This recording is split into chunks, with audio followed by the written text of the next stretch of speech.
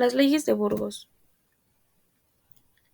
Las leyes de Burgos, o también llamadas reales ordenanzas dadas para el buen regimiento y tratamiento de los indios, fueron las primeras leyes que la monarquía hispánica dictó para la aplicación en las Indias, el Nuevo Mundo o América, en las que abolió la esclavitud indígena y organizó su conquista.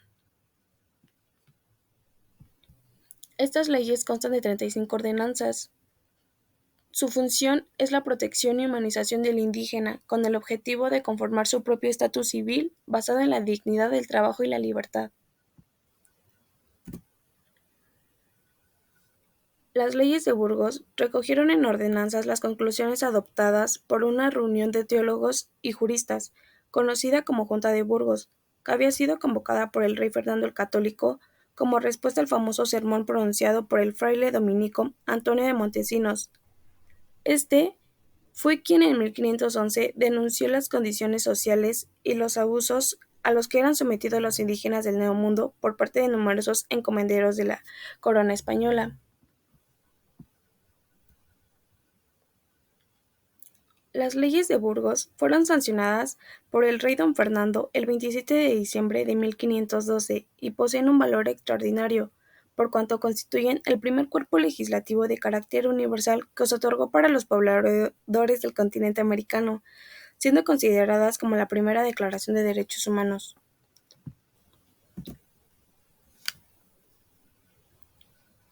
En total fueron 35 leyes promulgadas por el Documento de Burgos de 1512.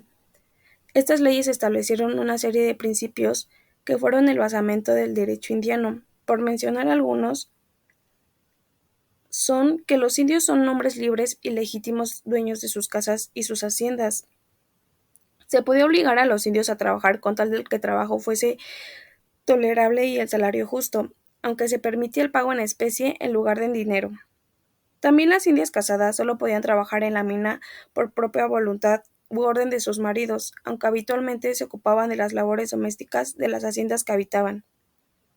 También se justifica la guerra de conquista si los indios se negaban a ser cristianizados o evangelizados, para lo que se creó la institución de requerimiento.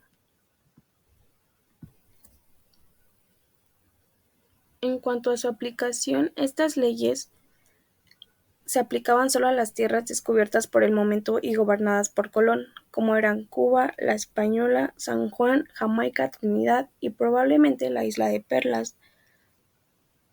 También se dice que se aplicaron en las islas de Puerto Rico y Jamaica y posteriormente se aplicarían en tierra firme, que hoy sería Venezuela, por iniciativa de Fray Pedro de Córdoba. Estas leyes han sido consideradas como una de las promulgaciones jurídicas más importantes en la historia del derecho y de la humanidad, no solo por sus aportes para desarrollar el derecho indiano como auténtico monismo, pero también como precedente de los derechos humanos. Se buscaba asegurar el acceso a descanso, remuneración, alimentación, vestido, educación, etc., de derechos fundamentales.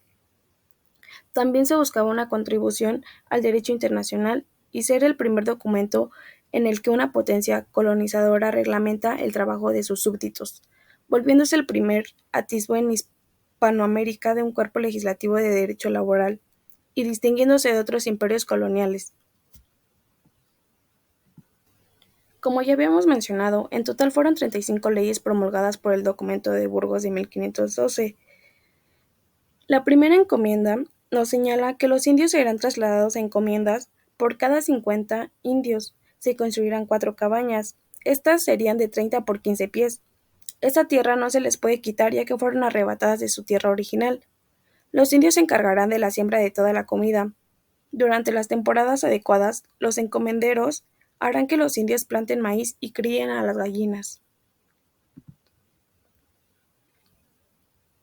La segunda encomienda nos señala que los indios dejarán voluntariamente su tierra para venir a las encomiendas para que no sufran de ser desalojados a la fuerza. Tercera encomienda. El ciudadano a quien se le entregan los indios debe erigir una estructura para ser utilizada como iglesia. En la iglesia debe haber un cuadro de Nuestra Señora y una campana con la que llamar a los indios al tiempo de oración.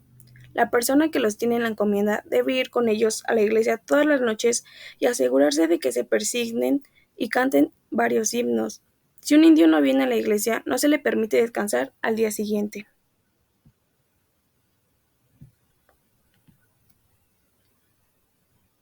Cuarta ley.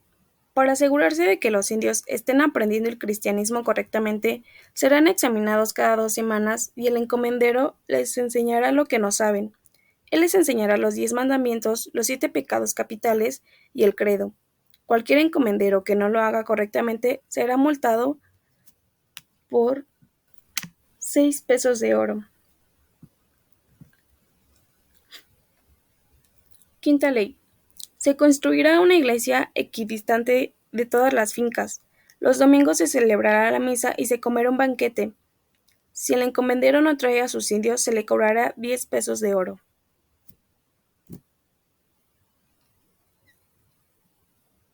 Sexta ley. Si la iglesia está demasiado lejos, se construirá otra. Séptima ley. Los sacerdotes que recolectan diezmos de las propiedades deben tener sacerdotes continuamente en las iglesias de las propiedades. Octava ley.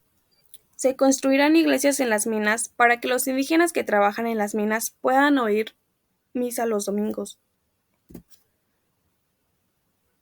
Novena ley. Quien tenga 50 indios debe elegir un niño que el encomendero crea capaz para que le enseñen a leer y escribir, y también la importancia del catolicismo.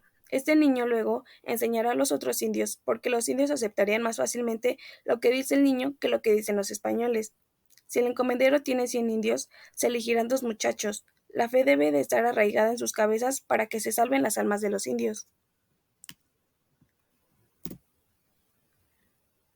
Décima ley.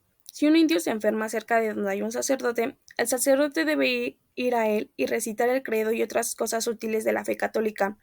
El indio se confesará sin que se le cobre una tasa. Si el indio va a morir, será enterrado con una cruz cerca de la iglesia. Si no lo entierran, el encomendero debe una multa de 4 pesos oro.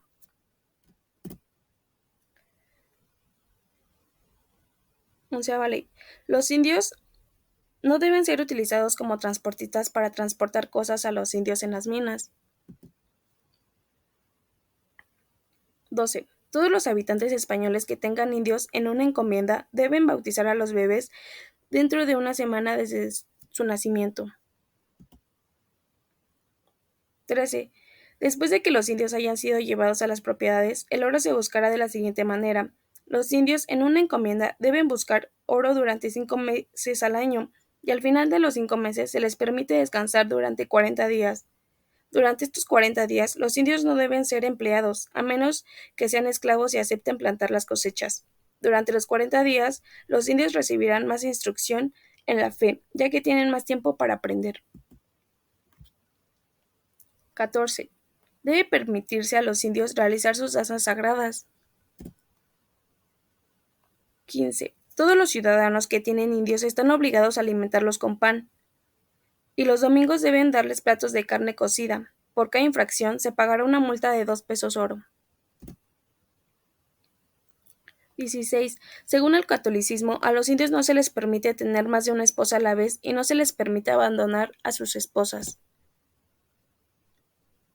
17. Los hijos de los caciques de las islas menores de 13 años serán entregados a los frailes para que se les enseñe a leer, escribir y otras cosas sobre el catolicismo. Cuando los hijos alcancen la edad de 19, deben regresar a la encomienda y enseñar a los demás. 18. Las mujeres embarazadas no deben ser enviadas a las minas ni obligadas a plantar cultivos. Se mantendrán en la finca y se les obligará a realizar tareas domésticas como cocinar y deshiervar. Una vez que nace el niño, puede amamantarlo hasta que tenga 3 años. Después de este tiempo puede regresar a las minas y a otras tareas. 19. Los indios no deben dormir en el suelo. Cada encomendero debe proporcionar hamacas a sus indios. 20. A los indios se les dará 1 peso de oro cada año para pagar la ropa. A esto se le conoce como tienda de raya. Y el encomendero les vendía la ropa. 21. Los indios no pueden cambiar de amos. Un encomendero no puede emplear ni albergar a un indio perteneciente a otro encomendero. 22. A los jefes indios se les permite que 2 indios realicen deberes personales por cada 40 de sus súbditos. Además, los visitantes de las fincas deben tratar bien a los indios y enseñarles lo que no saben del catolicismo. 23. Los inspectores oficiales deben mantener registro de las actividades y también del trato de los indígenas en las encomiendas. Deben realizar un seguimiento de la población y de la cantidad de oro que se extrae. 24. Los indios no deben ser abusados física o verbalmente por ningún motivo.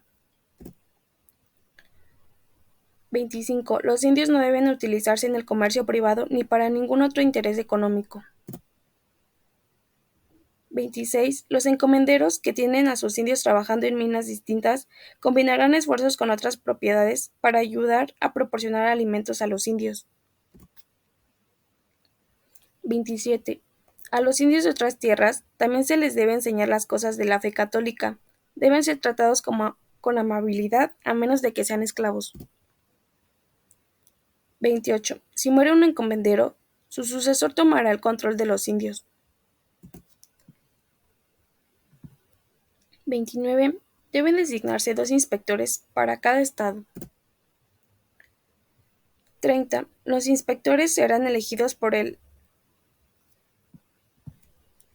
almirante, los jueces y los oficiales. Estas personas deberían ser compensadas con indios en encomiendas. 31. Las aldeas deben inspeccionarse 2 veces al año, una a principios de año y otra en verano. 32. Si hay un indio fugitivo, los inspectores no pueden aprehenderlo. Debe ser entregado a un hombre de buena conciencia que encuentre en el encomendero de los indios. 33. Todos los inspectores deben tener una copia de las leyes de Burgos firmada por el gobernador. 34. Los inspectores deben disponer de residencias. 35. Una persona no puede tener más de 150 indios y no menos de 40 indios en encomienda a la vez.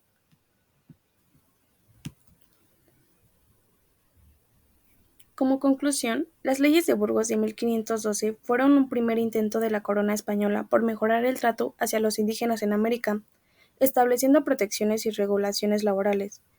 Sin embargo, a pesar de sus intenciones, su implementación fue deficiente y los abusos continuaron. Estas leyes reflejan una conciencia inicial sobre los derechos indígenas, pero también evidencian las limitaciones y contradicciones de un sistema colonial basado en la explotación.